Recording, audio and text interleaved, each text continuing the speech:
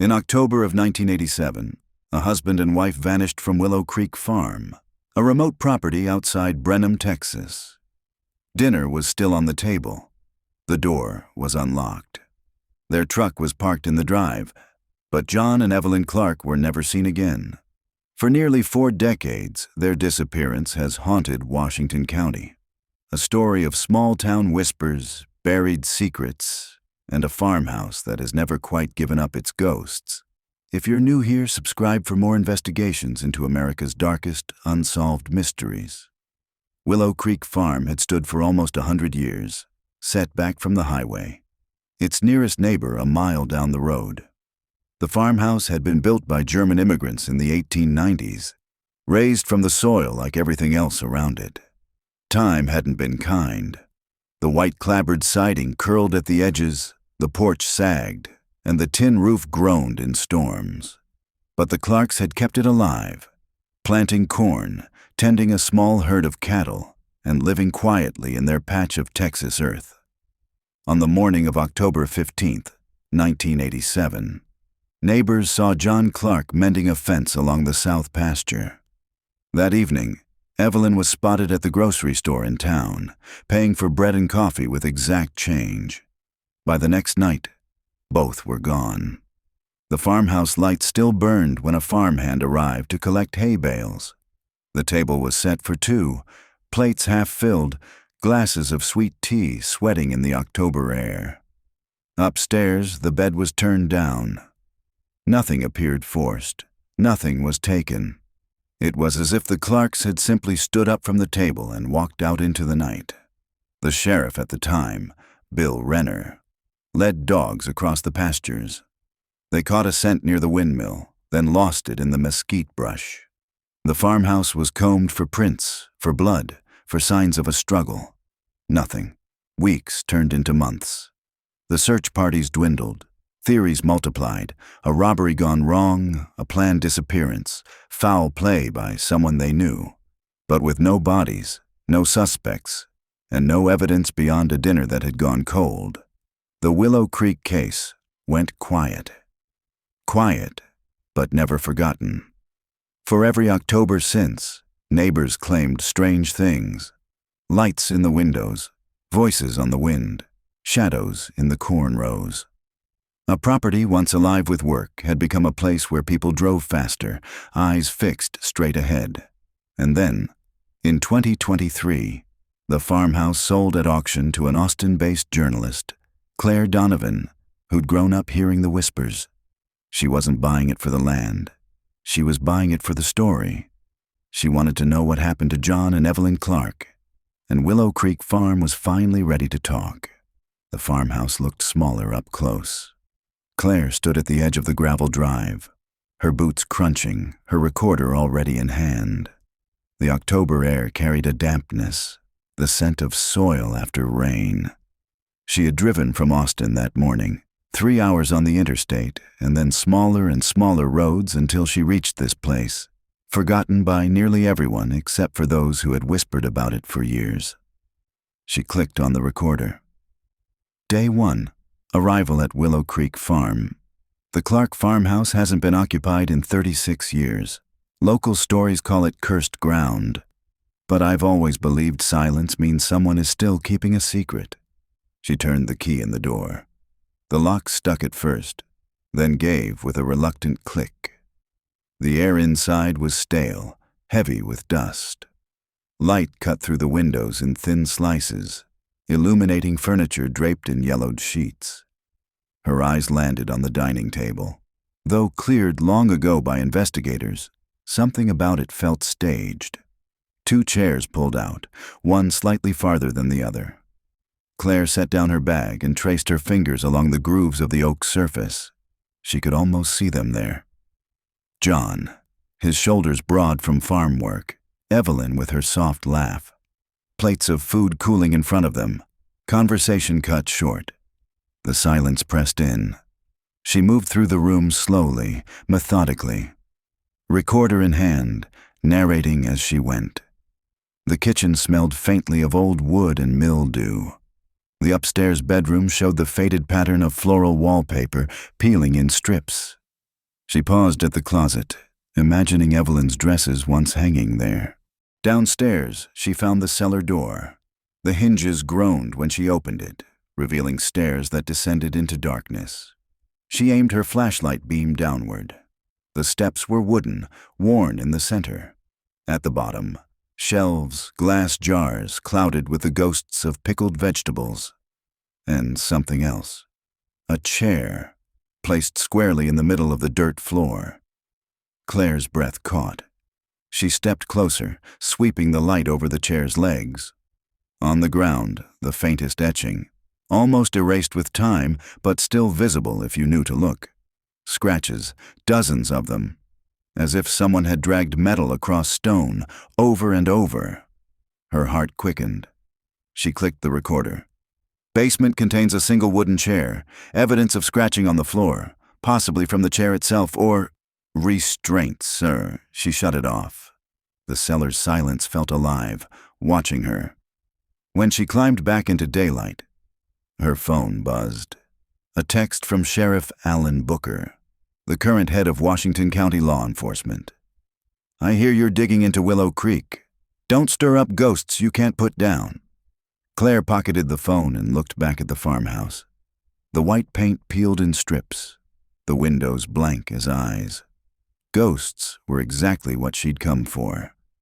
The small-town diner sat at the corner of Main Street, its windows fogged with steam from the kitchen. Claire slid into a vinyl booth and ordered coffee she didn't need. She had driven into Brenham that morning to find the people who remembered the Clarks not as a case file, but as neighbors.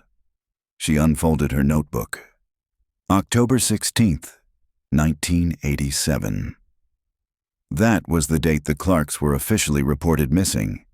Evelyn's sister had made the call when no one answered the farmhouse phone for 2 days. By then, the farmhand had already told deputies about the empty table and the lights left on. The bell above the diner door jingled. A man in his 70s shuffled in, his hat pulled low. Claire recognized him from the research she'd done. Henry Whitaker. He had been the farmhand, the one who found the farmhouse silent. She waited until he'd ordered his eggs and bacon before sliding into the booth across from him. "Mr. Whitaker?" she asked. His eyes lifted slowly, blue, clouded with age but sharp behind the wear. "You're her."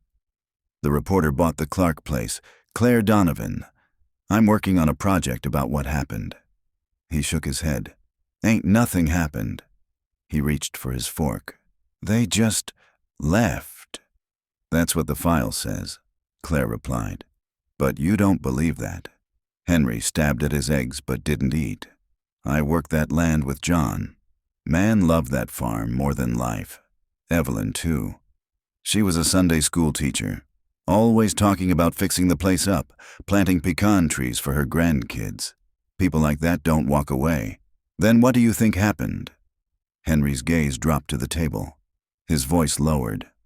"Somebody wanted them gone." Claire waited. Silence filled the space between them. He didn't elaborate, only sipped his coffee and glanced at the door as though afraid someone might overhear. Finally, he set down his fork. "Don't go stirring it up, Miss Donovan. Folks around here, they've learned to leave Willow Creek quiet." She pressed gently. "You found the house, didn't you?" "That night?" His eyes flickered. "Wasn't night. Morning after. Came for the hay. House was lit up. Both chairs pulled out. Food on the table. Evelyn's purse still hanging by the door. I stepped back out before the silence could swallow me. Drove straight to the sheriff. Claire wrote quickly, her pen scratching. "Did you ever go back?" Henry's face hardened. "Once, to help search. Dogs ran circles till they cried themselves hoarse. After that, never again." The waitress refilled their coffee. Claire closed her notebook. Henry's hands trembled slightly as he lifted his mug. As she slid out of the booth, he called after her. "Miss Donovan?" She turned. His voice was almost a whisper. "That house, it keeps things. Don't let it keep you." The library smelled of dust and aging carpet. Claire requested the old microfilm reels, the kind with clunky machines no one used anymore. The local paper's October editions unspooled before her. Farm couple vanishes without trace. Search for John and Evelyn Clark. Expands to neighboring counties. No evidence of foul play, sheriff says. She scanned the grainy photographs. John, stocky and smiling, standing with a prize bull. Evelyn, delicate-featured, dark hair pulled back, eyes bright. Together, they looked like a pair who had never once imagined their lives could end in mystery. An article from 2 weeks later caught her attention. Sheriff Renner addresses rumors of cult activity. The piece quoted townspeople whispering about strange gatherings in the woods near Willow Creek, fires burning at night, chanting carried on the wind. Sheriff Renner had dismissed it as hysteria. Claire leaned back. Cults always the easy story in the 80s. But sometimes easy stories hid inconvenient truths. She scribbled a note. Interview Sheriff Renner. Ask about cult activity. By late afternoon, she was back at the farmhouse. The sun dipped behind the trees, casting long shadows across the yard. She parked near the barn and sat with the engine running. For a moment, she almost drove back to Austin. Instead, she killed the engine and stepped out. The cicadas screamed from the brush, filling the silence Henry had warned her about. Inside, the farmhouse seemed darker than before. She moved through it with her recorder on, speaking softly. October 12th, 2023. Evening entry. Returned after interviews. Notice the kitchen window looks out toward the tree line where rumors of bonfires surfaced in '87. Possible direction to investigate. She stopped at the cellar door again. Her flashlight beam swept over the chair, over the scratches carved deep into the floor. She crouched, touching one with her fingertip. The mark was long, deliberate, not random scraping, almost like tally marks. Her stomach tightened. Upstairs, the floorboards creaked. Claire froze, her light jerking toward the ceiling. The house was supposed to be empty. She killed the flashlight and waited, breath shallow. Silence pressed down, broken only by the ticking of an old clock in the hall. Finally, she forced herself to climb the stairs. Each step groaned under her weight. At the top, the hallway stretched long and narrow. Doors opened to empty rooms. She reached the last one. Evelyn's sewing room, according to the file. A small chair by the window. Shelves bare. Nothing there. And yet, she couldn't shake the certainty that someone had been standing in that hallway a moment before. Back downstairs, she locked the door behind her and sat in the car until her hands stopped shaking. On her phone, a voicemail waited. Sheriff Booker's voice was low, urgent. Ms. Donovan, you need to quit this. You don't know what you're opening. The Clarks aren't the only ones who disappeared out there. Claire replayed it twice, staring at the dark outline of the farmhouse. The house wasn't empty. It was full of silence, of whispers, of something that had never left. And she wasn't leaving either. Claire slept poorly her first night at Willow Creek Farm. The farmhouse was too quiet, every groan of the timber too sharp, every whisper of wind through the windows too human. She left a lamp burning, notebook open beside her, voice recorder still running as if documenting the night might keep the silence at bay. By morning, her coffee was lukewarm before she realized she hadn't closed her eyes for more than a handful of minutes. She played back the recorder, mostly static and creaks. But at the 43-minute mark, just before midnight, something else. A sound like faint humming. She played it again, headphones pressed tight. The hum rose and fell, irregular, almost tuneless. It didn't match the wind or the buzz of the old refrigerator in the kitchen. And it didn't sound mechanical. It sounded like a voice. She marked the timestamp in her notes. The county courthouse sat in the center of Brenham, its red brick exterior worn but proud. Claire climbed the marble steps with a list of case numbers in hand. She had spent the morning combing archives online, and she'd found references, brief, easily overlooked, to disappearances that predated the Clarks by decades. Inside, the clerk, a woman with sharp glasses and sharper eyes, eyed Claire's request with suspicion. Most of these files are old. We don't usually hand them out. I'm not asking to take them, Claire said. Just to view them. I'm working on a documentary. The woman hesitated, then disappeared into the back. When she returned, she carried 3 thin folders, each yellowed and fragile with age. She set them down as if they might crumble. Don't bend them, she warned. Claire thanked her, then opened the first. 1934. Joseph and Ruth Miller. Reported missing from their farmhouse off Willow Creek Road. Search conducted. No trace. Case closed as unresolved. The second folder. 1951. Martha Hughes, widow, reported missing. Last seen hanging laundry in her yard, adjacent to Willow Creek Farm property. Clothing still on the line when neighbors checked. Case closed, unresolved. The third was the thinnest. 1969. Curtis and Helen Price. Vanished from residence off County Road, 215, 2 miles from Willow Creek Farm. Dinner dishes on table, radio still playing. No signs of struggle. Case unresolved. Claire sat back, her pulse thudded in her ears. 3 disappearances, spread across 50 years, all within a stone's throw of the Clark farmhouse. The clerk returned. Find what you were looking for? Claire closed the folders slowly. More than I expected. That afternoon, she drove to the edge of Willow Creek itself, a shallow winding stream cutting through scrub brush and pasture. The land rolled gently, deceptively peaceful under the autumn sun. She parked on the shoulder and walked the bank, notebook in hand. 1934, 1951, 1969, 1987. A pattern, not just coincidence. 4 disappearances tied to this land. She stopped at a patch where the creek bent sharply, the bank rising into a tangle of mesquite trees. Something about the stillness unsettled her. The water was low, trickling over stones. In the mud at the edge, she saw faint impressions. Boot prints, maybe days old. She crouched and touched the damp earth.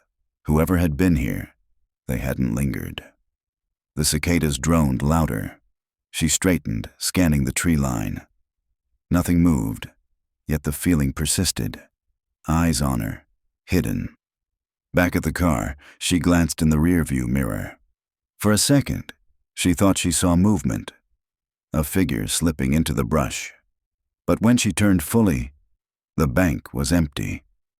She drove faster than she meant to, gravel spitting under her tires.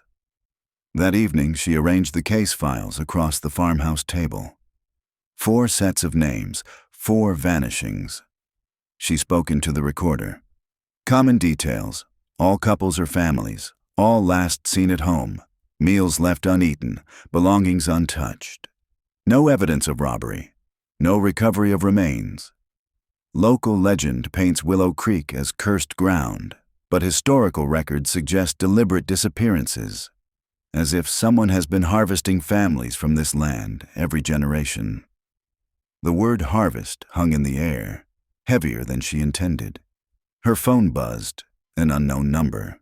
She answered. A man's voice, low and strained.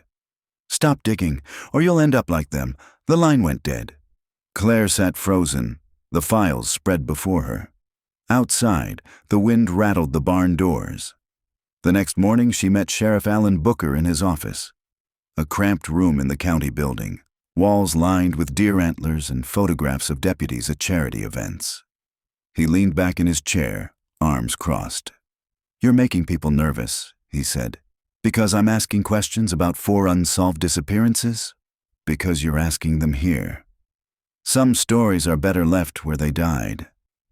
Claire set her recorder on the desk. Sheriff, you said the Clarks weren't the only ones. You knew about the earlier cases. His jaw tightened. I know a lot of things that aren't in your neat little files. Things you won't want to hear.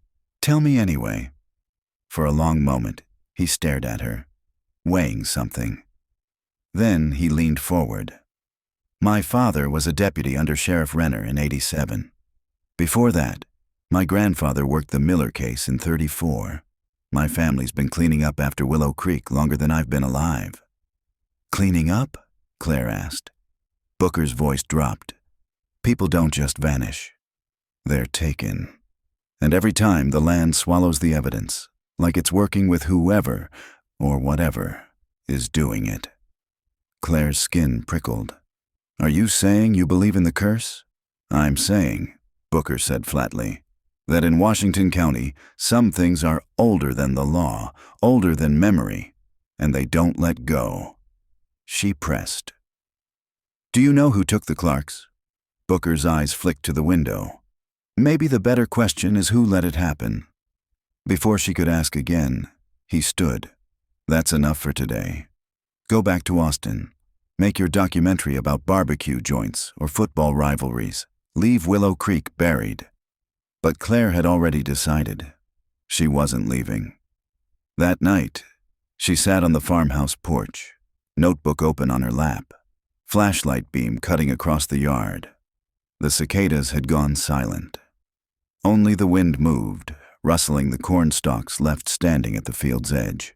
She thought of the files, the Clarks, the Prices, Martha Hughes, the Millers.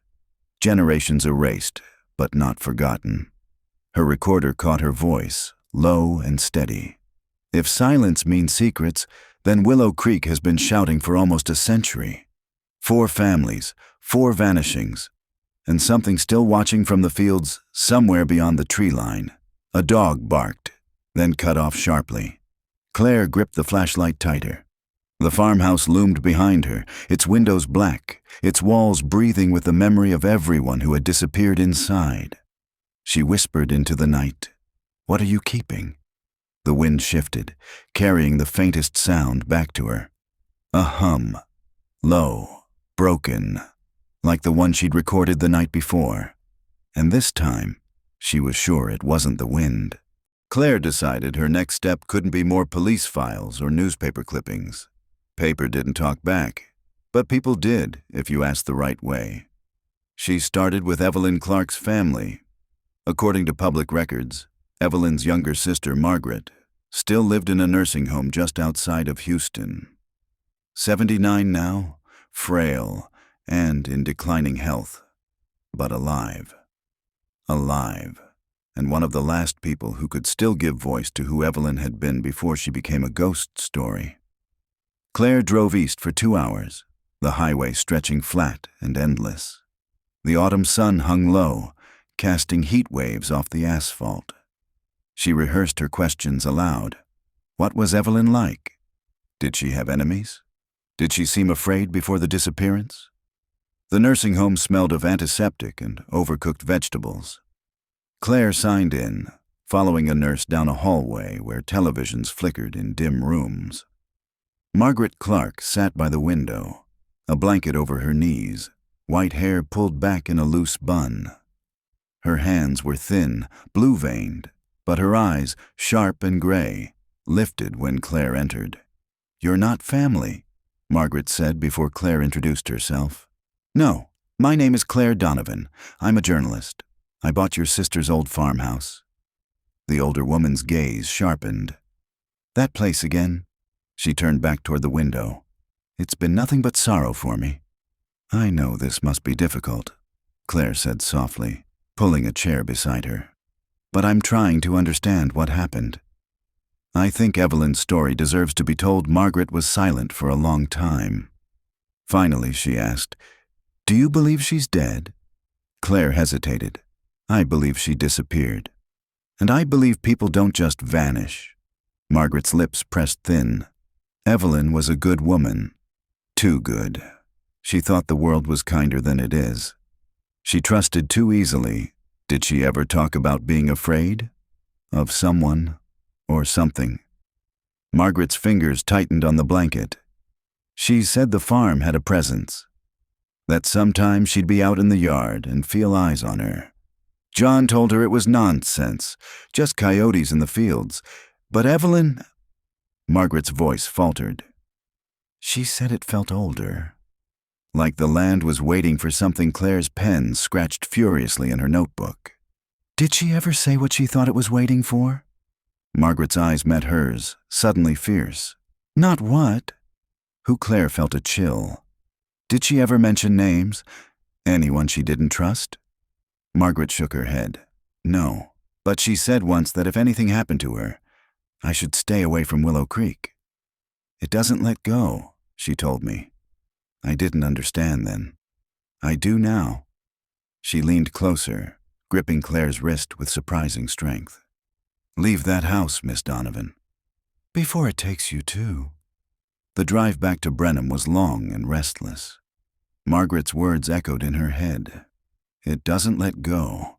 By the time she returned to the farmhouse, twilight had already bled across the fields. The place loomed against the darkening sky, its silhouette jagged, almost predatory.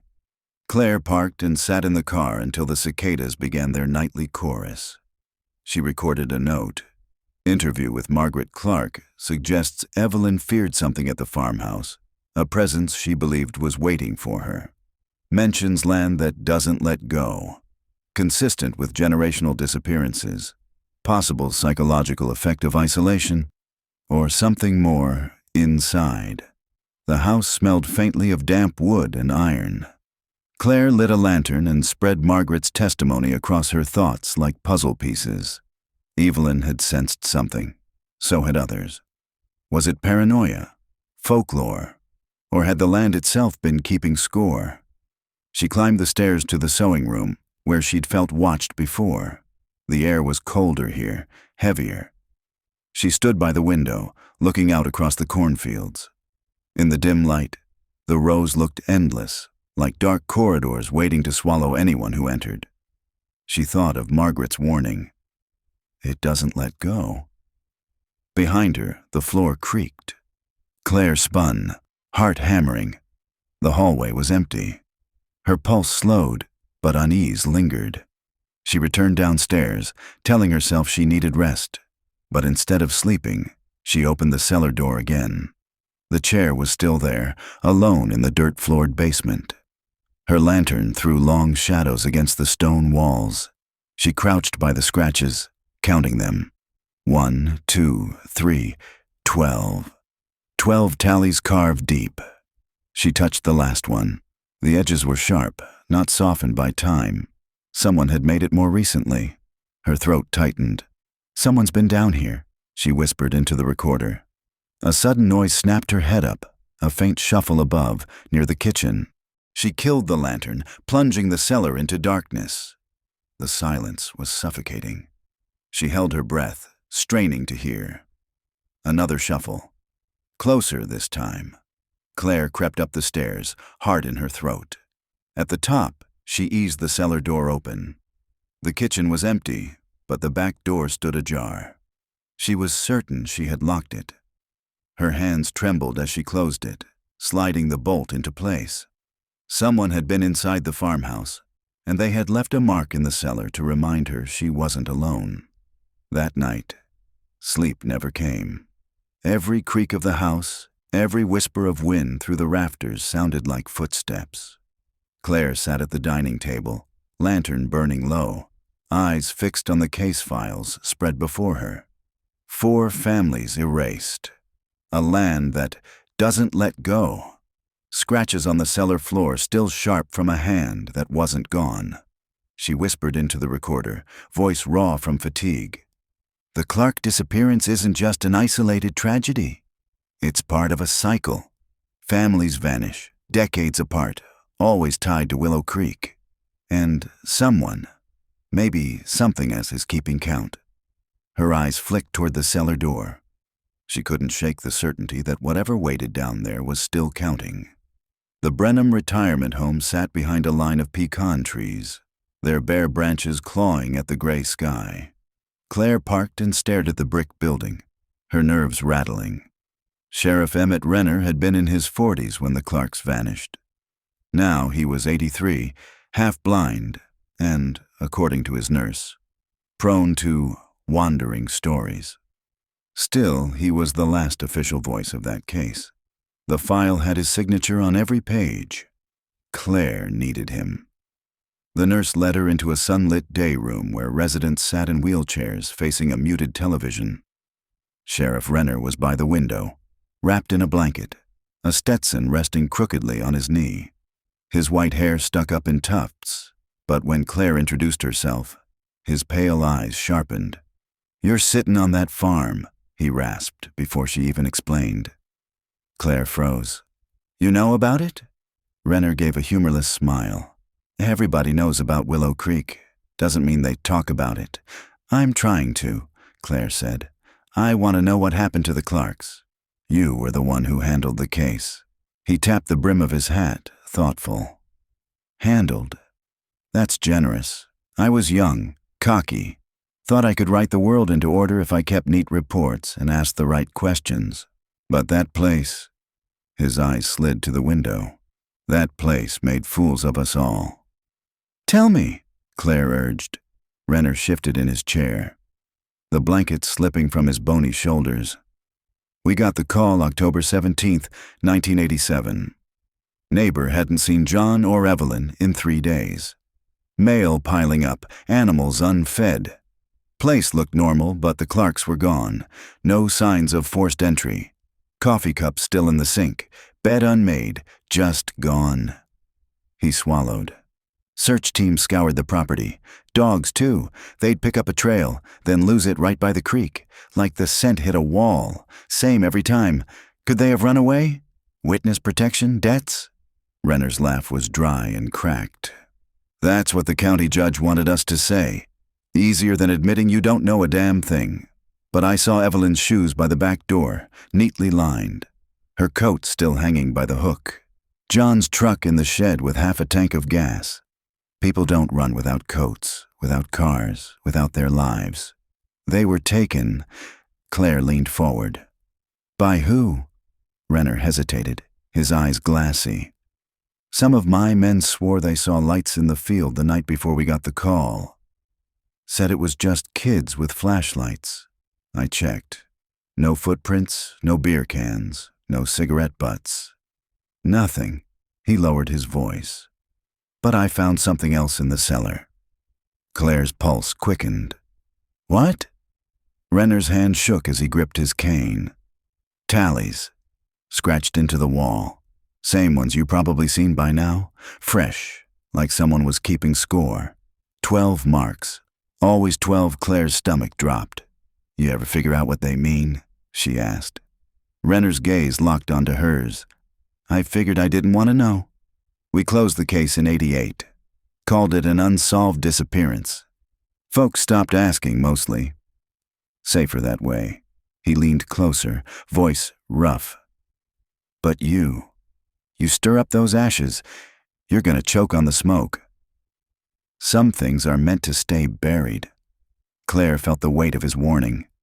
Yet she also sensed the sheriff wanted her to keep digging. Maybe guilt had eaten at him all these years. "I can't stop," she said quietly. "Not now." Renner nodded once, as if he expected no less. Then his eyes clouded, his focus drifting. "Storm's coming," he muttered, staring past her. "It always comes back to the farm." The nurse appeared, touching Claire's arm. "That's enough for today." Claire thanked Renner, though he no longer seemed aware of her. She left with her recorder heavy in her pocket, his words heavier still. Night fell fast on the prairie. By the time Claire reached Willow Creek, the moon had risen, pale and watchful.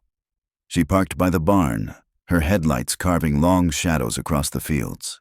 The farmhouse loomed, its windows black sockets. Inside, she lit her lantern and set it on the table, spreading Renner's interview notes before her. Taken. Lights in the fields. 12 tallies. The house creaked around her, the timbers shifting with the cool night air. She tried to focus, but unease gnawed at her. She couldn't shake the sheriff's final words. "Storm's coming." The lantern flickered. Claire froze. There was no draft, yet the flame guttered, stretching sideways as if pulled by an unseen breath. She rose slowly, her eyes drawn to the hallway. The cellar door stood ajar. Her throat tightened. She was certain she had bolted it. "Hello?" she called, voice thin. No reply. She grabbed the lantern and stepped toward the cellar. The air grew colder as she descended, the dirt floor crunching beneath her boots. The chair sat where it always had, its shadow long on the wall. But something new caught her eye, a faint line of footprints in the dirt, leading from the stairs toward the far wall. She followed, holding the lantern low. The prints ended at the stone foundation. Except Claire crouched. A section of the wall looked different. The mortar cracked, the stones uneven. She pressed her hand against it. The stone shifted just slightly, hollow behind it, a hidden passage. Her pulse thundered. She set the lantern down, tugged at the loose stone. It scraped free, revealing darkness beyond. She lifted the lantern and peered in. A narrow tunnel stretched into the earth, the walls damp and lined with roots. The air smelled of rot and old water. She whispered into her recorder, "There's a concealed passage beneath the cellar. Appears man-made. Extent unknown." She crawled through, her shoulders brushing dirt. The tunnel curved, the air growing colder with each step.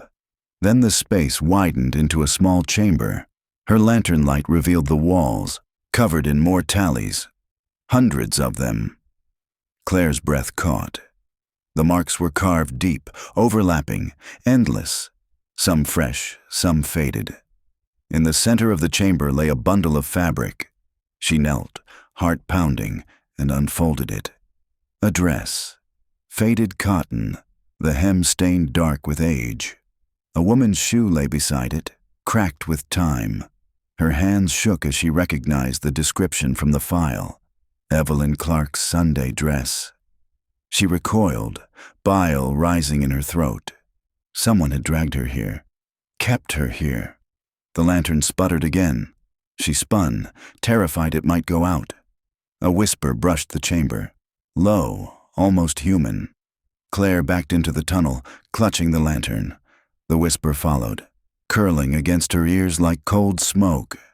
She scrambled through the narrow passage, heart hammering, until she burst back into the cellar.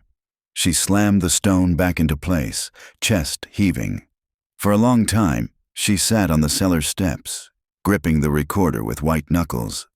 Her voice was barely audible when she spoke. They didn't vanish. They were taken, and they were kept here above her. The farmhouse groaned as if it had heard and approved. The morning light was thin, watery, as though the land itself hadn't slept. Claire's eyes felt the same. She hadn't managed more than an hour of restless dozing after crawling out of the tunnel. The images clung to her like damp clothing. The endless tallies, the faded cotton dress, the whisper curling through the dark.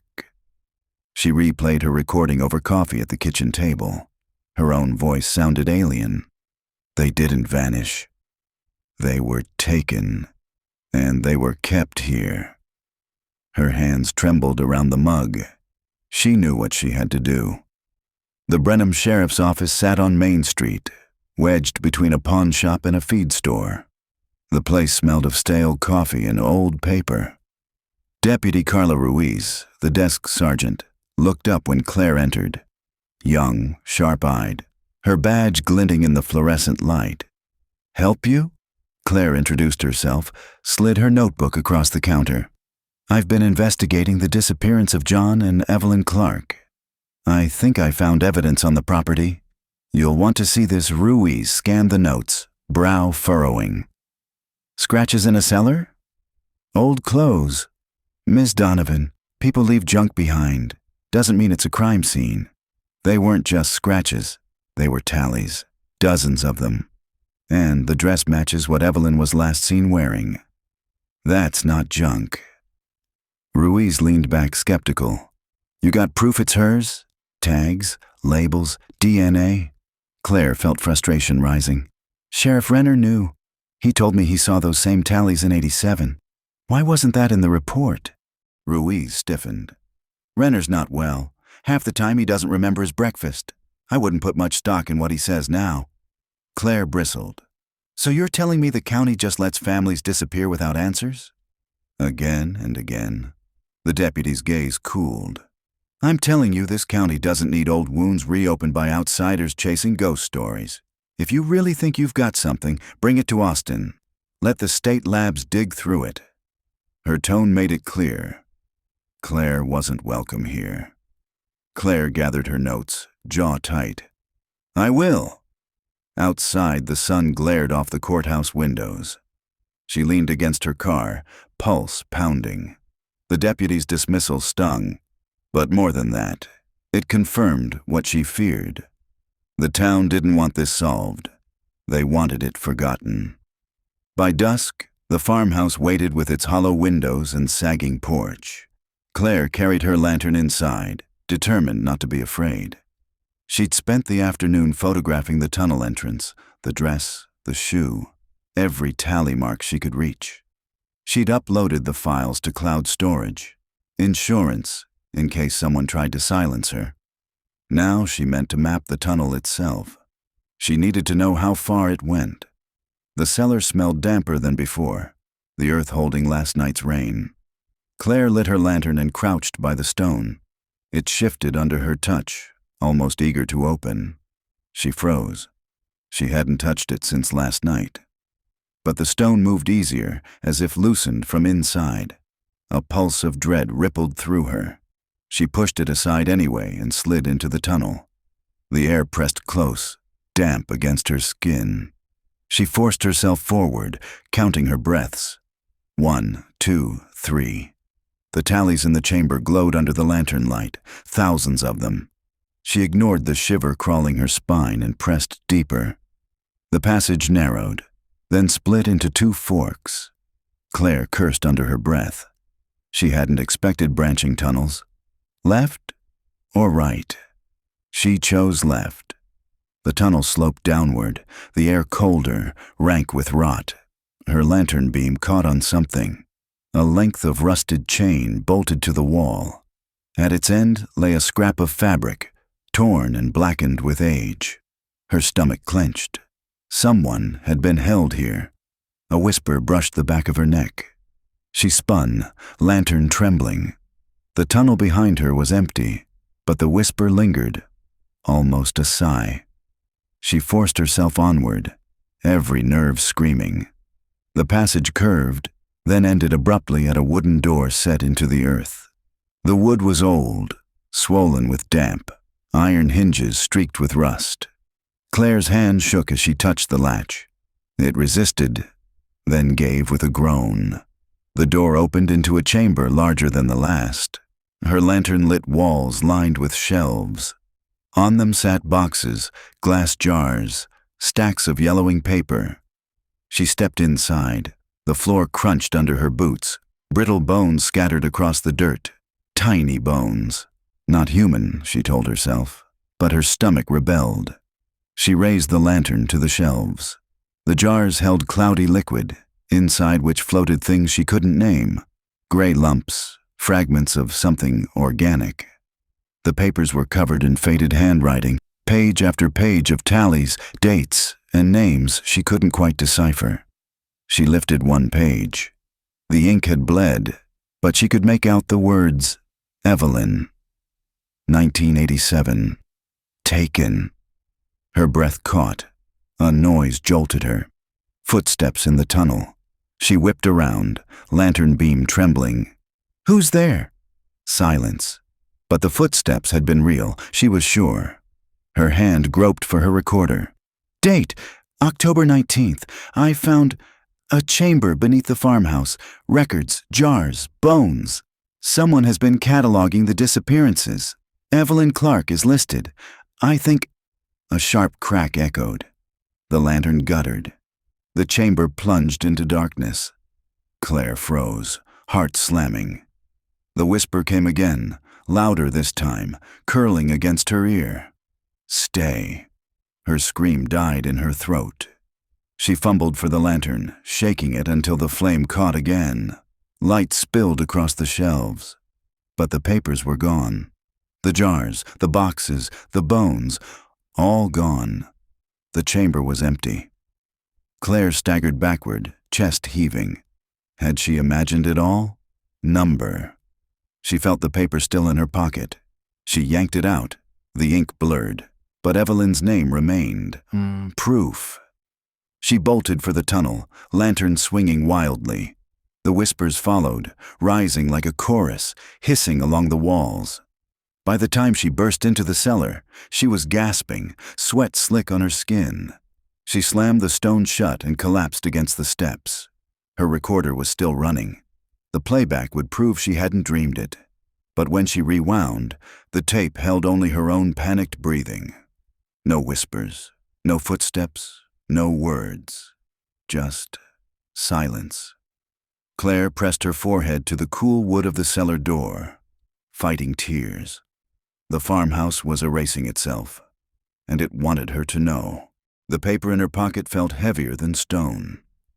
Claire unfolded it again over breakfast, staring at the smeared ink.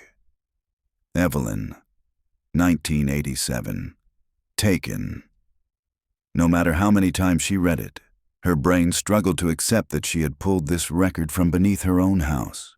If the farmhouse had been cataloging the dead, or if someone had used it to do so, she needed context. She needed history. The Brenham Historical Society operated out of a converted Victorian home near the courthouse. The place smelled of dust and lemon polish, with sunlight spilling across display cases of pioneer tools and yellowed photographs. Behind the desk sat Dr. Henry Caldwell, thin and precise, with half-moon glasses perched low on his nose. Claire introduced herself and explained her interest in Willow Creek Farm. Caldwell's expression tightened as though she had spoken a curse.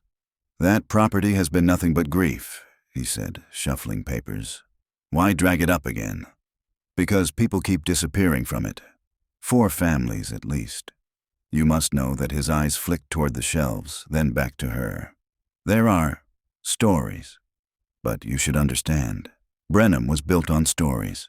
German settlers, Comanche raids, droughts, fires. Sometimes tragedy simply belongs to the land." Claire leaned forward. "I don't think these are just tragedies. I think Willow Creek has a pattern. And I think it started long before Evelyn Clark Caldwell studied her." Then sighed, pushing back his chair. "Follow me." He led her into a back room, walls lined with maps and leather-bound ledgers. He pulled one ledger down, opening to a brittle page. The property was first recorded in 1854, granted to a man named Silas Kerr. He ran cattle and corn until his wife and 3 children vanished one winter. Neighbors claimed Comanche took them, but the tribe hadn't raided in years. Silas was found hanged in his barn the next spring. Caldwell flipped a few pages. The farm passed to a family named Adlers. 2 sons went missing in 1871. Never found. The widow sold the land cheap. More pages turned. More names.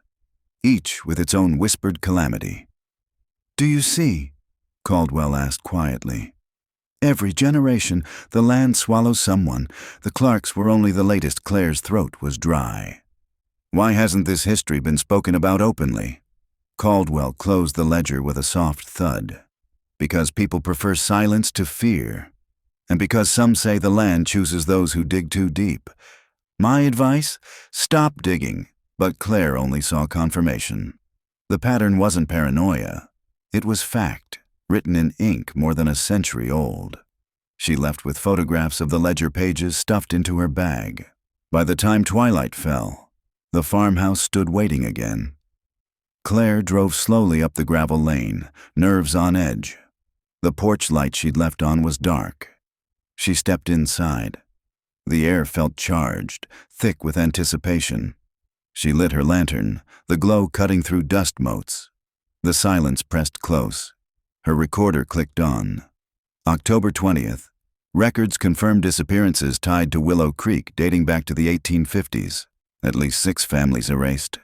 Land appears cursed or deliberately used to conceal crimes across generations. She set the lantern on the table, spreading her photos of the ledger. She traced the names with her finger, whispering them aloud. Silas Kerr, the Adlers, the Harts, the Clarks. Her voice seemed to echo strangely, as though the house repeated each name back to her. A thud jolted her. From outside, Claire froze. The sound came again, the creak of the porch steps. Someone was out there. She grabbed the lantern and crossed to the door, pulse hammering. She eased it open. The night was still, the field silvered by moonlight. Empty. Then, movement at the corner of her vision. A shadow slipping around the barn. "Hello?" Her voice cracked. No answer. She set the lantern down, fumbling for the heavy iron poker by the fireplace. Gripping it tight, she stepped onto the porch. The boards groaned under her weight. The barn loomed, its doors yawning dark. She forced herself closer, heart thudding in her throat. Inside, the air smelled of hay and rust.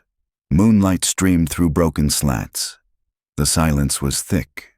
She swung the lantern beam across the space. Empty stalls, dust swirling. Nothing. She lowered the poker, exhaling shaky relief. And then she saw it, carved fresh into the barn wall, a single tally mark, deep and raw. Her blood went cold. Someone had been here. Someone alive. She spun toward the door, but movement caught her eye. A figure stood at the edge of the field, just beyond the reach of the lantern's glow. Tall, motionless, watching. "Who are you?" she shouted, voice trembling. The figure didn't move. Claire took a step forward, lifting the poker. The lantern sputtered. She blinked, and the figure was gone. Only the wind stirred the corn stalks. She stumbled back into the house, bolting the door. Her breath came ragged. Her recorder was still running on the table. She picked it up, whispering, "Not just history. Someone is here now. They're marking time, and they're watching me." The lantern guttered again, as if in agreement. Claire couldn't shake the image of the figure in the field. It clung to her through the night, through her restless dreams, until she woke tangled in sweat-damp sheets with the sunrise bleeding pale light across the walls. She told herself it had been her imagination, her mind, primed by too many hours in dusty archives, had conjured a watcher out of shadows. But when she went to the barn, the tally carved into the wall remained, raw, fresh, a mark meant for her. She touched it with trembling fingers. Whoever had been there wasn't a ghost. They were flesh and blood. And they wanted her to know it. She spent the morning at a diner in town, the kind where everyone knew everyone else, and strangers were clocked the moment they walked in. Conversations dimmed when she entered. Forks paused halfway to mouths. Claire sat at the counter, ordered coffee she didn't taste, and opened her notebook. She was halfway through outlining the tunnel chamber when the stool beside her creaked. A man sat down, 60, maybe older. Weathered face, gray hair tucked under a feed cap. His hands were thick, scarred. "You're the girl staying out at the Clark place," he said. It wasn't a question. Claire kept her tone even. "I bought it, yes." His gaze fixed on her notebook. "And you're asking questions. Digging where you don't belong. People vanished out there," she said. "I'm trying to understand why." He gave a small, humorless chuckle. "You think you'll find answers in that house? Better folks than you have tried. Then tell me what you know," she pressed. He shook his head.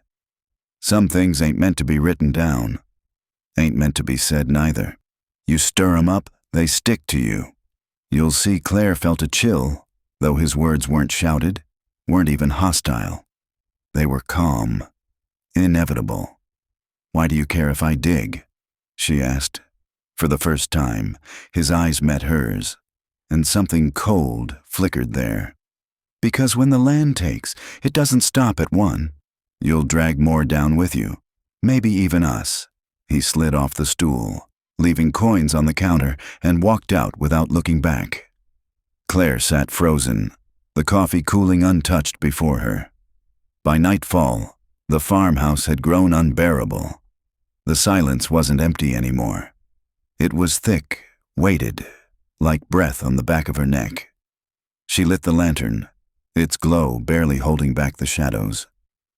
Her recorder clicked on. October 21st. A local man approached me at the diner, warned me I'm endangering others by digging into this, suggested the land doesn't stop once it starts taking. His words implied it's a cycle, one that will continue through me. She set the recorder down, hands trembling.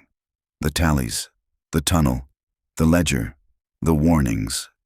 They weren't disconnected fragments. They were parts of a pattern stretching across centuries, pulling her into its orbit. She rubbed her eyes, exhausted. When she opened them, the lantern light had dimmed. No, not dimmed, shifted. The shadows had lengthened, bending strangely across the walls.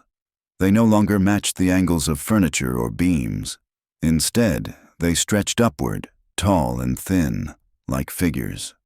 Claire's breath caught. She blinked hard. The shapes didn't vanish.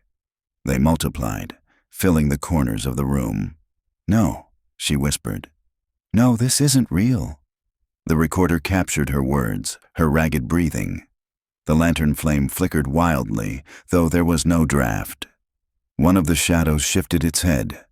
Claire's body went cold.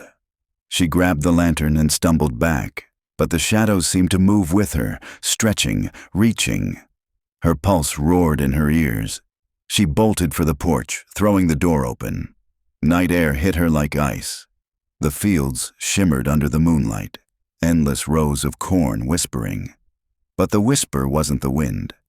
It was voices, dozens of them, rising and falling in a broken chorus. Claire staggered into the yard, lantern shaking. The voices swelled, words indistinct but desperate, as if calling from beneath the earth. She clutched her head, fighting to stay upright. Then she saw them, figures standing at the edge of the field. Dozens, unmoving, watching. Her lantern sputtered, guttered. Darkness swallowed her. She screamed, and the recorder on the table inside caught only silence. She woke on the porch at dawn, her clothes damp with dew, the lantern cold in her hand. The yard was empty. The fields were still. She stumbled inside, throat raw, recorder still blinking red on the table. She pressed play. Static. Then her own voice whispering, "No, this isn't real." After that, nothing. The part where she had seen the shadows, heard the voices, run into the yard. All gone. Erased. Her hands shook as she stopped the tape. The farmhouse wasn't just haunted. It was choosing what stayed, choosing what she remembered, and it was winning. The church bells of St. Andrew's rang across Brenham as Claire parked on the square. Sunday morning, families in pressed shirts and dresses filed inside, murmuring greetings. Their faces were familiar to one another, but each glance at her was sharp, cautious. Outsider. Stranger in their story. Claire waited until the service ended. When the congregation spilled into sunlight, she approached the pastor, a white-haired man with a measured smile and a Bible tucked under his arm. "Reverend Hill?" she asked. He nodded. "And you must be Miss Donovan. I've heard you've taken an interest in Willow Creek. More than an interest," Claire said. "I'm living in that farmhouse." The smile slipped. His eyes darkened. "Why would you do that?" "Because people vanish there. The Clarks, the Prices, the Millers. I want to know why the pastor exhaled, shoulders sagging. Why dredge up sorrow that can't be fixed? Their families made peace long ago. You should too. Peace?" Claire's voice sharpened. "How can you make peace with bodies that were never buried, with names that were erased?" Hill's gaze hardened. "Because sometimes remembering feeds the fire. Best to let ashes cool." The words echoed Caldwell's warning. Silence as preservation. But Claire was done with silence. "Tell me, Reverend." Do you believe in curses? His lips pressed thin. I believe in sin. And I believe in land that remembers blood. He leaned closer, voice low. And if you don't leave soon, I believe you'll understand both. That afternoon, she knocked on doors along County Road 215, where the Prices had lived. Most slammed shut. A few muttered, "Don't bring that up." Finally, an old woman with clouded eyes cracked her screen door. "Curtis and Helen were good people," the woman whispered. "I told the deputies back then. I heard them screaming." The night they went, screaming in the fields. Her voice broke. "Nobody believed me." Claire's pen stilled. "Did you ever see anything?" The woman's hands trembled. Shapes, like shadows moving against the corn. But shadows don't scream. People do. The door shut before Claire could ask more. By the time she drove back, dusk bled across the sky. The farmhouse sat in silhouette, jagged and hungry. She lit the lantern, but its glow seemed weaker than before. The shadows clung heavier to the corners.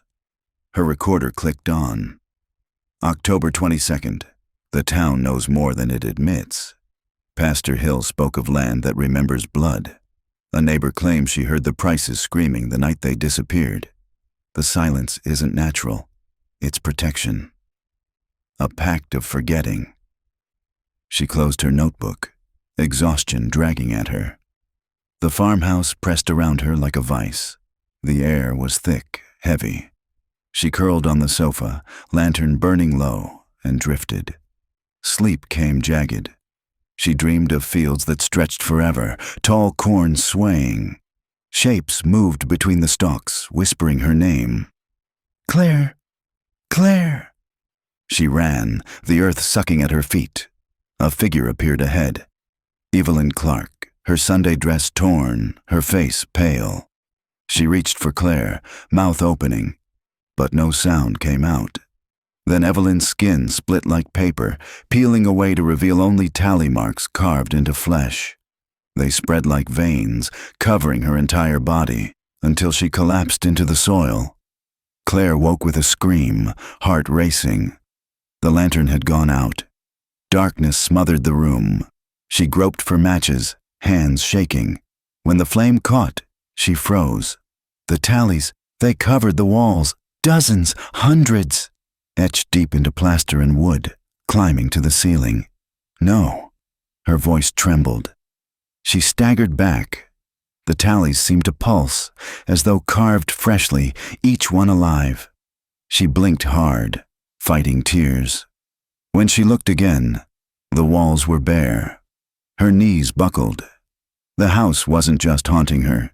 It was bending her mind, molding her fear into visions too vivid to dismiss. She picked up the recorder, whispering, "The house shows me things, dreams, marks that vanish when I wake. It's not memory, it's manipulation. I don't know what's real anymore."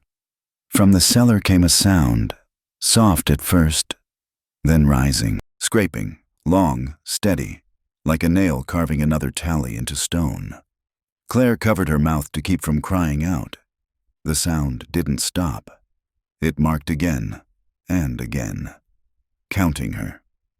Claire sat at the farmhouse table, the morning sun pouring through dirty glass, trying to convince herself she had imagined the scraping in the cellar. She played back the recorder from the night before, hoping for proof. Only silence. But her notebook told a different story. Jagged lines scribbled across the page, words she didn't remember writing. "It's counting me. It knows my name." Her stomach tightened.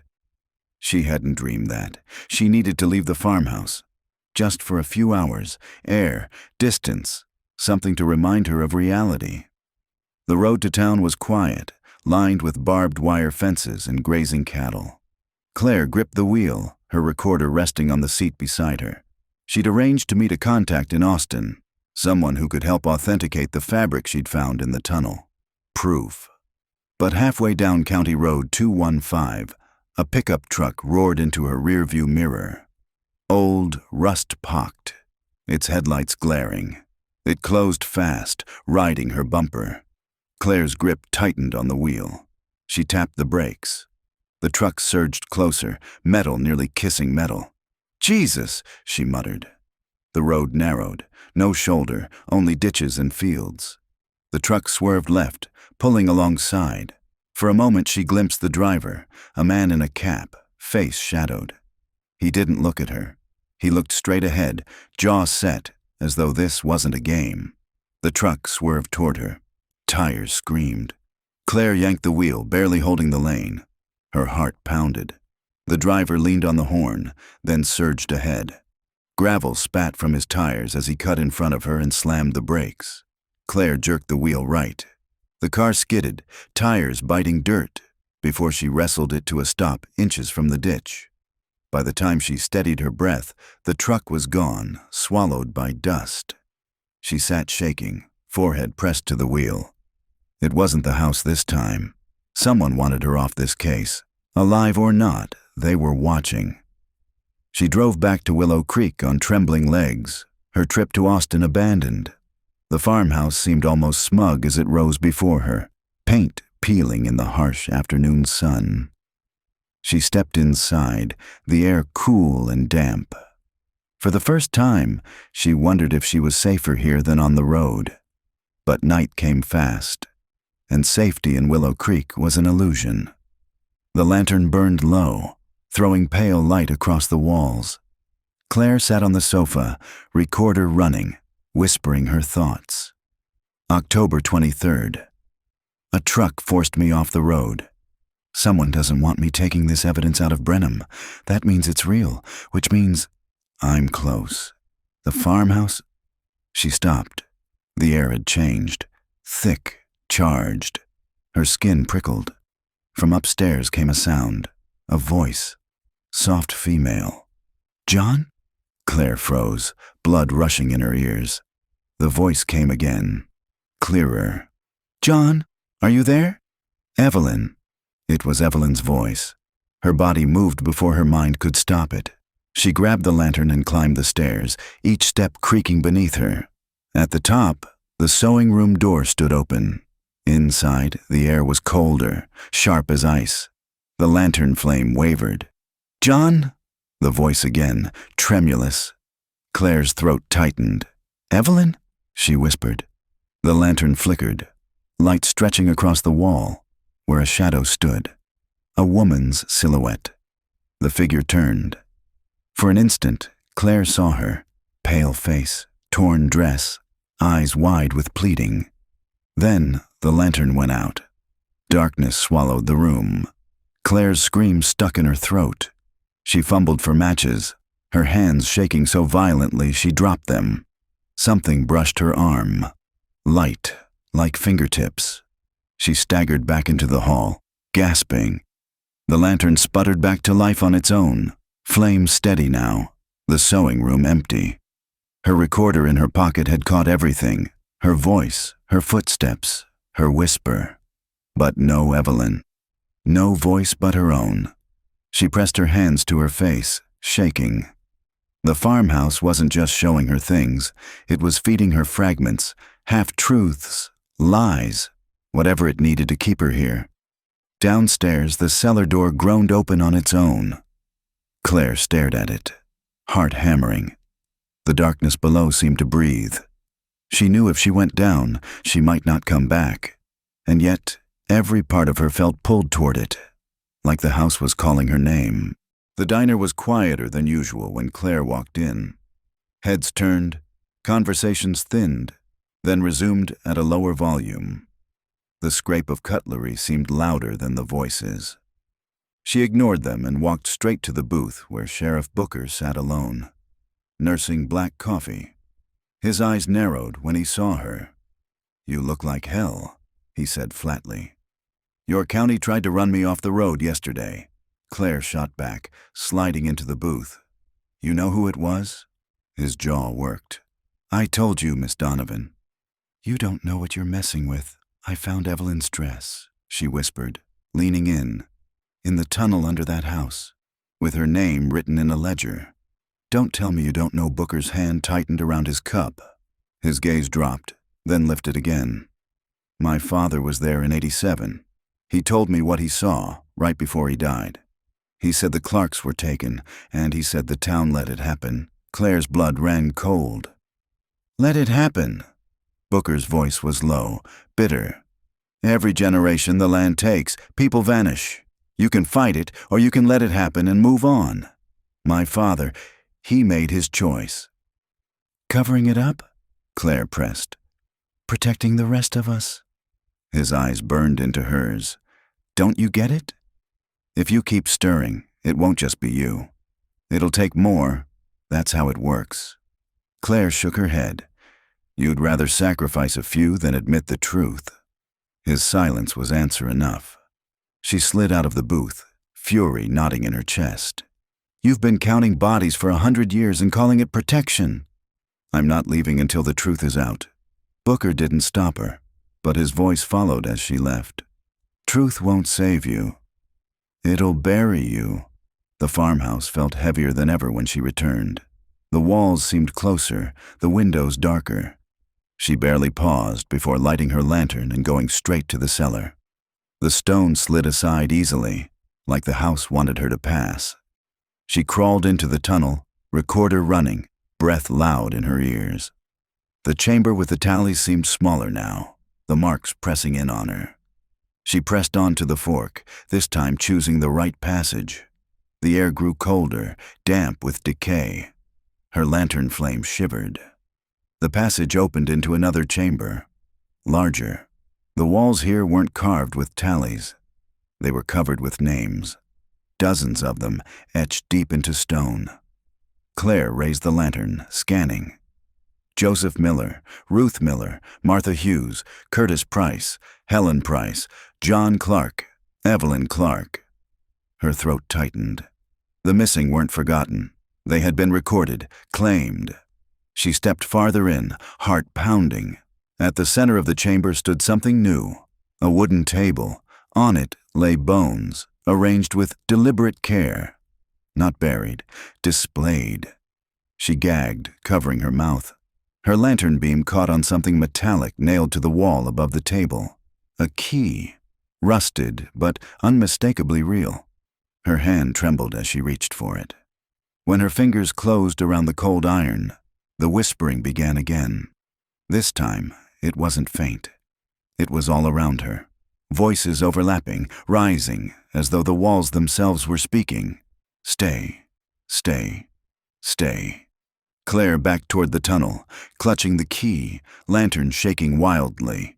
The whispers grew sharper, louder, until they weren't whispers at all, but screams. She stumbled into the passage, scrambling on hands and knees, the voices clawing at her mind. The lantern sputtered. For a heartbeat, the light went out. In the dark, something brushed her back. Fingers. She shrieked, lunging forward until the lantern flared again. She scrambled into the cellar, slammed the stone shut, and collapsed against the steps, sobbing. The voices faded. The house was quiet again. She opened her fist. The key dug into her palm, cutting skin. Proof. Something solid, something the house hadn't erased. Her recorder still blinked red. Her voice cracked as she spoke. October 24th. I found a chamber, names carved into stone. The missing are all there, and I found a key. I don't know what it opens. But it's real, and it's mine upstairs. The front door banged shut on its own, as though the farmhouse had just locked her in. Claire didn't sleep. She sat at the table, the key in front of her, her recorder beside it. Every creak of the farmhouse seemed amplified, each gust of wind another presence circling her. Her pen scratched furiously across the page. Names carved into stone. Ledger in the wall. Sheriff admits a pact of silence. Truck on the road proves someone is still protecting this secret. She stared at the key. Heavy, rusted, real. It had to fit something inside this house, something the farmhouse didn't want her to open. At dawn, she began searching. She tried every lock upstairs, cupboards, wardrobes, a locked trunk in the sewing room. Nothing. The key was too large, too old. It belonged to something hidden deeper. By noon, she stood again in the cellar. Lantern lit, air damp and heavy. She pressed her palm to the stone wall where she had first discovered the sliding panel. It shifted again, as if eager. She crawled through the tunnel, past the tallies, past the chamber of names. She stopped where the passage narrowed once more. There, half buried in dirt, was an iron door. Its surface was pitted, scarred, almost indistinguishable from the stone. Only the outline betrayed it. Her hands shook as she raised the key. The lock resisted, corroded by decades, but with a groan it turned. The door swung inward. Cold air poured out. Not just cold, rancid, the stench of rot, old and unending. Claire gagged, pulling her scarf over her mouth, lantern trembling in her grip. She stepped through. The chamber was larger than the others. Its ceiling arched low, beams sagging under the weight of the earth above. Bones filled the space, not scattered, stacked, carefully, almost reverently, lining the walls in rows. Human bones, long yellowed, piled so high they nearly touched the beams. Claire's knees weakened. She whispered into her recorder, voice trembling. Dozens, maybe hundreds. The missing aren't missing, they're here. At the far end of the chamber, something else. A chair, wooden, broken, bound with rope and rusted shackles. The seat stained dark. Beside it, a table. On it lay objects that didn't belong together. A child's shoe, a wedding ring, a pair of cracked spectacles. Tokens of lives erased. The lantern flame flickered. Claire's breath caught. One of the bones shifted. Then another. A clatter echoed through the chamber as the piles trembled, as though stirred by some invisible force. Stay. The whisper came from everywhere at once. Louder this time. More voices joining, weaving together into a chorus. Stay. Stay. Claire stumbled backward, her lantern beam sweeping across skulls staring eyeless at her. The whispers rose into shrieks. She turned to run, but the iron door slammed shut behind her. Her recorder slipped from her hand, clattering across stone. Its red light blinked, steady, unbothered. "Let me out!" she screamed, pounding the door. "You can't have me!" The chamber shook. Dust rained from above. The bones toppled in waves, collapsing like surf. A skull struck her shoulder, sending her sprawling. In the glow of her fallen lantern, she saw them. Figures forming out of shadow between the piles, faces pale and familiar from photographs. John and Evelyn Clark, Joseph and Ruth Miller, Helen Price, and behind them, smaller, frailer, a child with braids, eyes blank. They reached for her, not with malice, with need. Claire's scream echoed off the stone as the lantern flame guttered, darkness surging. Her last thought before it swallowed her was that Sheriff Booker had been right. Truth doesn't save, it buries. Days later, a rancher passing Willow Creek saw the farmhouse door ajar. Inside, the rooms were empty. Claire's car still sat in the drive. Her bag, recorder, and notes lay on the kitchen table. The recorder was still running. The last file captured hours of static until a faint whisper threaded through. Her own voice. "I'm here." The news broke quietly. A 2-paragraph article buried in the Brenham Gazette's back pages. Local journalist missing at historic farm Claire Donovan, 34, of Houston, was reported missing after failing to return from an investigation at the abandoned Willow Creek Farm. Her car and personal belongings were found on the property. Law enforcement has opened an inquiry, though no foul play is suspected at this time. The story was picked up by regional outlets, then true crime blogs. The disappearance of an investigator while researching a cold case had a neat symmetry that headlines loved. Within days, forums buzzed with speculation. Some blamed Sheriff Booker, claiming he silenced her like his father had done in 1987. Others accused locals of protecting a dark family secret. A smaller, more fervent circle insisted Willow Creek was cursed land, that Donovan had become another name etched into its stone. The sheriff's office issued statements, measured and thin. Search teams combed the property and surrounding woods, Booker told reporters, jaw tight. We found no signs of struggle, no indication of foul play. Ms. Donovan's vehicle was operable. It's possible she left on her own, but when pressed, he admitted something unsettling. The recorder she left behind contained unusual audio, he said, mostly static, but there were fragments. We've submitted them for analysis, he wouldn't say more. Behind closed doors, deputies whispered. Some had refused to join the search in the tunnels, swearing the ground itself felt alive. Others claimed they heard their names whispered in the dark. One young deputy resigned the next day, telling his wife he wouldn't set foot on that land again. The farmhouse remained standing.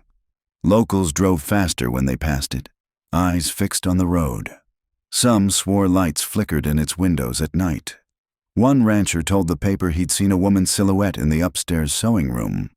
Another claimed he heard a voice calling from the porch. John? Are you there? The property was posted for auction 3 months later. No bidders came forward. The sign still leans at the end of the drive, letters fading. Claire Donovan's family released a statement. We are devastated by Claire's disappearance. She was dedicated to uncovering the truth, no matter how difficult. Her courage and compassion will not be forgotten. Her sister, Anna, later spoke in a podcast interview. I don't think she left on her own, Anna said. Claire wasn't the type to run away. She left her bag, her wallet, her car. She left her story unfinished. That wasn't her. When asked about the recorder, Anna's voice faltered. I've heard the files. The last one isn't just static. If you listen with headphones, you can hear her. You can hear her say, I'm here. The cold cases of John and Evelyn Clark were briefly reopened. Cadaver dogs were brought to Willow Creek, their handlers confident. The animals refused to enter the cellar. They whined, tails between their legs, and had to be dragged back to their vans. The case stalled again. No bodies were recovered. No one could explain the dress fabric Claire had collected, or the rusted key logged into evidence. The key fit no lock in the farmhouse. The evidence sat in cardboard boxes, sealed, waiting for someone with authority to reopen them. In the years since, Willow Creek has become a footnote in true crime anthologies, the kind reserved for haunted cases. The farmhouse that ate its own investigator. Paranormal channels on YouTube have made it a staple, their thumbnails screaming "Cursed Texas House" with arrows pointing to blurry windows. They overlay static-heavy audio clips, claiming to hear Evelyn Clark's voice or Claire's. Skeptics dismiss it as hysteria, confirmation bias, or rural legend. But those who live nearby still cross themselves when they drive past the empty property. They know the history. They know the names carved into stone, and when the wind cuts across the fields at night, carrying voices no one wants to hear, they keep their windows rolled up and their radios loud. Some nights, in the archives of Claire Donovan's podcast channel, subscribers report a new upload appearing briefly before vanishing. A single audio file, title blank. When they click, it's always the same. 47 minutes of silence. Then, near the end, a faint whisper. Not static, not distortion. A woman's voice, familiar and trembling. Don't come here.